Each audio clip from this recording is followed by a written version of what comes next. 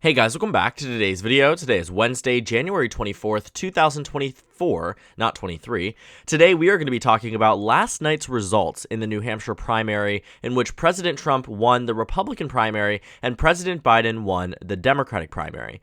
This victory on both sides of the aisle for their former president and the incumbent president is a general indicator that we are pushing full force into a rematch election from the 2020 presidential going into the 2024 general election season.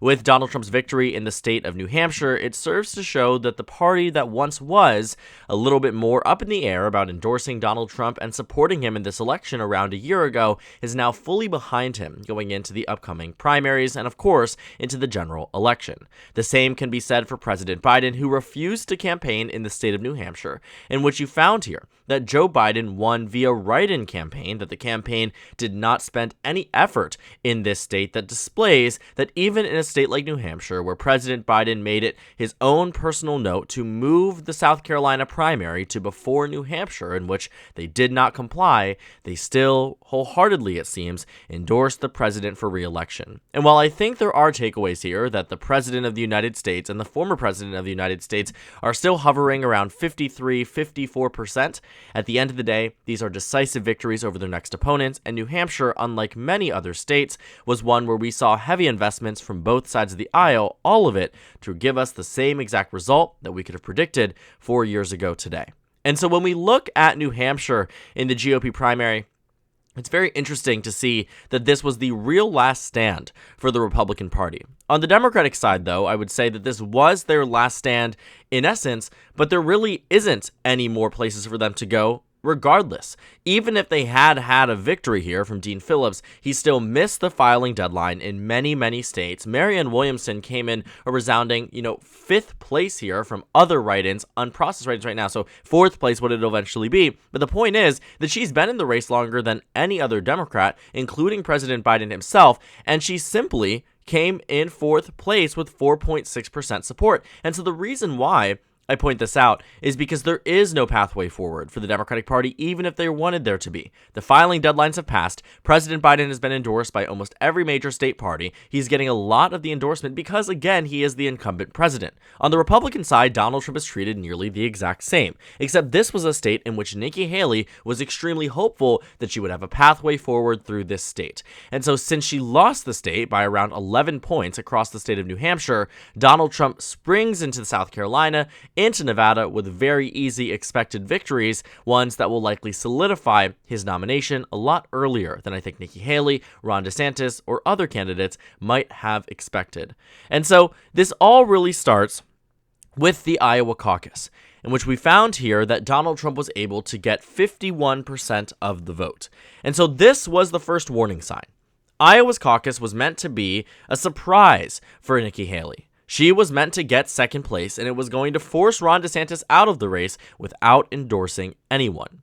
But the problem here was that Ron DeSantis outperformed expectations, came in 2nd place, and thought he would have a pathway forward. But the numbers started to dwindle in the state of New Hampshire. DeSantis went from, at one point in time, being up by 12 a year ago, to being at just 5% in terms of support, with Nikki Haley at 38 and Donald Trump at 55.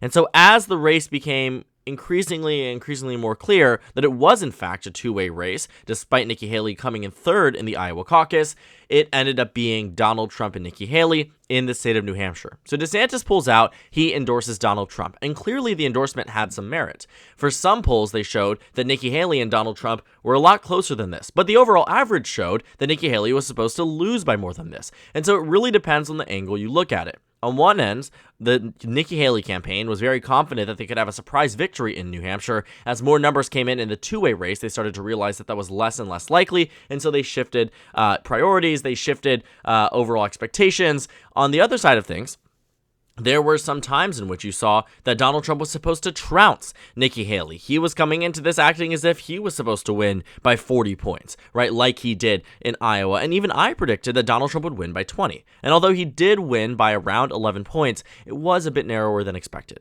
But it doesn't matter.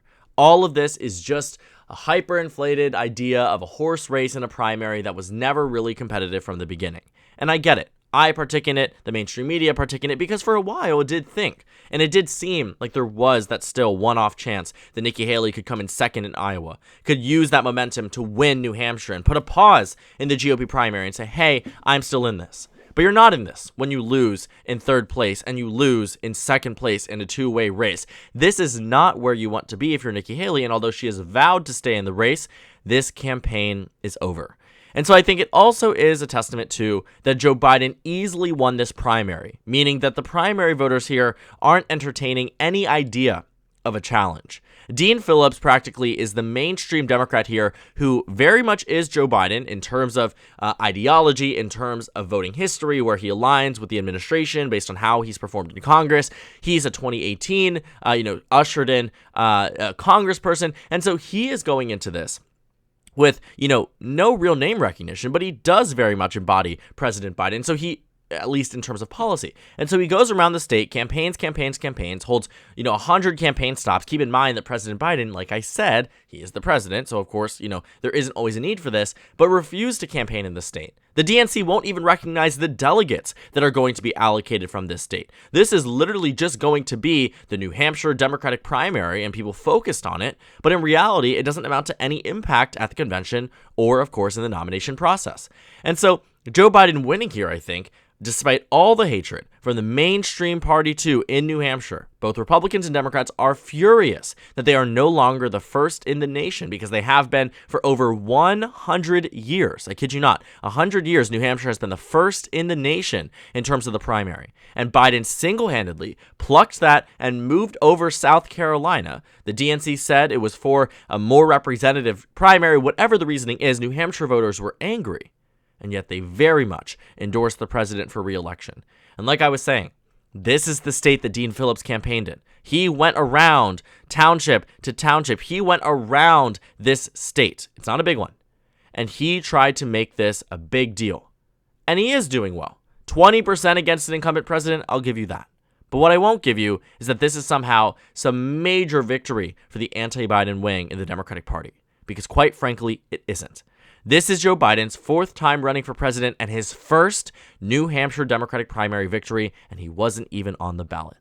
And so I think, looking at these primary takeaways, is that these parties, regardless of maybe the majority of Americans don't want this, the party people who vote, the people who get out and turn out, want it to be a Biden and Trump rematch. And I know that might seem very surprising, especially if you're viewing this somebody who's younger, right? Somebody who doesn't necessarily stay as engaged as maybe voters in New Hampshire do, because I think what you find here is that even for me personally, seeing my peers, right? Seeing this from the lens of also a college student, is that this is probably not what the majority of Americans want. Polling data indicates that. People talk. People are saying, why is it Biden and Trump again? Well, that's all to do with how these very partisan, very, in some cases, polarized voters actually, want to happen and get out to vote to make happen. And that's exactly what's happening.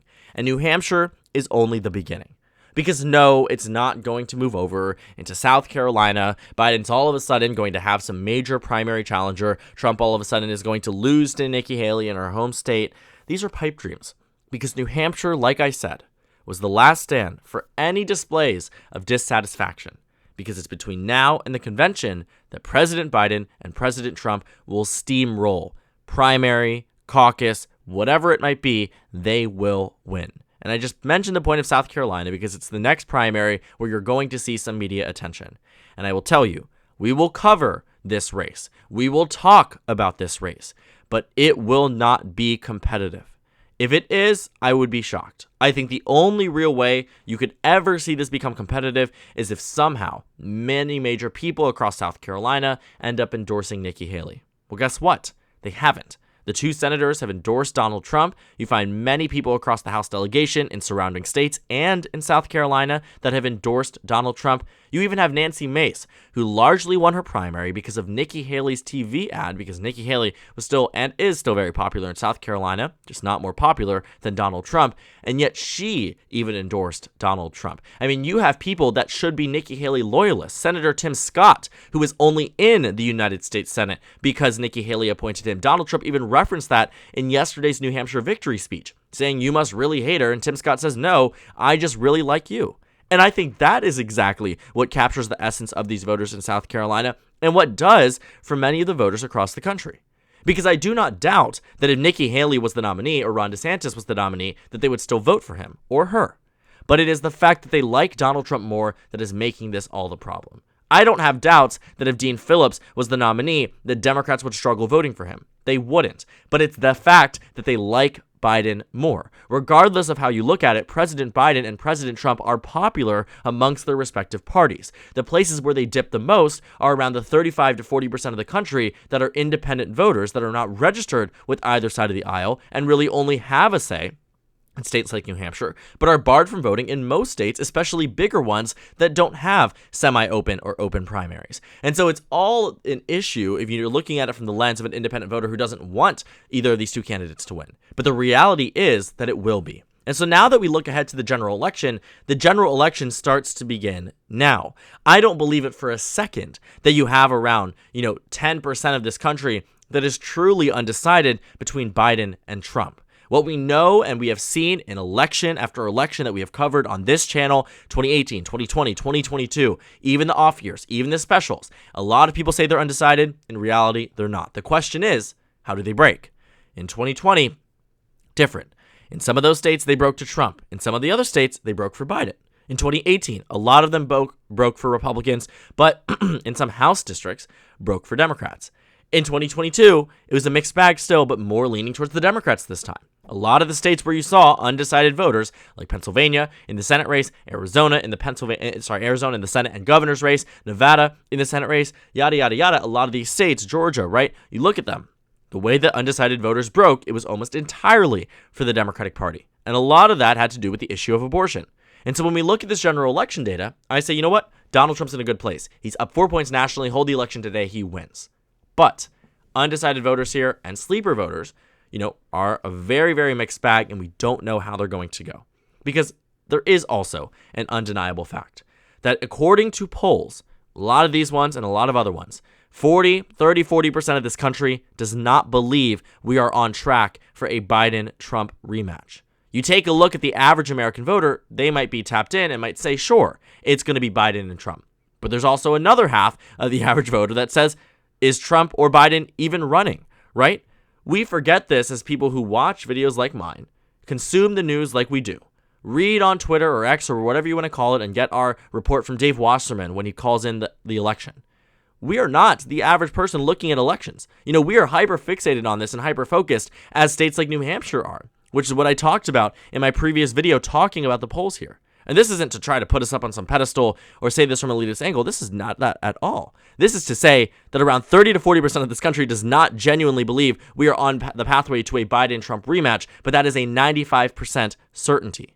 And so that is why these general election polls, you see so many undecided voters, because a lot of people are upset with the two sides of the aisle. A lot of people don't want it to be a Biden-Trump rematch, which is why this race is going to be so exceptionally hard to pull. And so when I see questions about why don't I have Trump winning in a landslide, he was down by 7 in 2020, he's up by 4 today, that's an 11-point swing. Two things, I would point you to 2022, where you saw an 11-point swing from 2018, and yet some of the results were better for Democrats, in fact, were better for Democrats in the governor's races, and were better in the Senate races, and only marginally worse in the House races, meaning that popular vote really wasn't all that important. And number two, when you take a look at this, the majority of voters, sure, believe we are here for a rematch, but you need 100% of voters to know that for certain. As they did in 2020, as 100% knew it was Clinton and Trump in 2016, they didn't know this early on, because we rarely know this early on either side of the aisle. These primaries do not get wrapped up as fast as we have seen. And because there is a high level of discontent, people assume that there is also a high level of discontent in some of these early voting states. You see it on social media, you see it in reactions from voting groups that are looking at these results and saying, how in the world are we here for a rematch? But like I said, we could have predicted this moments after the 2020 presidential election, because it became so painstakingly obvious that Donald Trump wanted to run again, and that President Biden, of course, as the incumbent, was also going to run. And so as we move forward, full steam ahead to 2024, keep your eye on these general election numbers. If we're here in October, Biden loses the election. But here now, I cannot come to that conclusion, predicting that far out to the general election, because I do not think that we are looking at an electorate and a voting group that fully expects it to be Biden and Trump again. And what we saw in New Hampshire was that when voters realized that it was going to be Biden and Trump again, they reverted to their priors. What I mean by that is they went back to where they were in 2020 nearly to a T. And it was fascinating to see, but grounded in a lot of reality and a lot of expectation about what we might be able to see in 2024. So New Hampshire practically set the stage. We're up for a Biden to Trump rematch. I see no pathway forward for Nikki Haley, no pathway forward for any contentious Democrat here. This is going to be the 2020 election times 2, 2.0, whatever you want to say. It's going to be very interesting and a race to watch, and one that the general election might shape up to be very different than what we're seeing in January of the election year. So thank you guys so much for watching this video. Make sure to comment down suggestions below. Subscribe on the left if you haven't already, and check out the Instagram and Twitter. At the bottom left of the screen, there's also a Discord server for you to go ahead and join. On the screen, there's a video you can watch, and then a playlist for my 2024 presidential election analysis videos. Again, thank you guys so much for watching, and I will see you all tomorrow.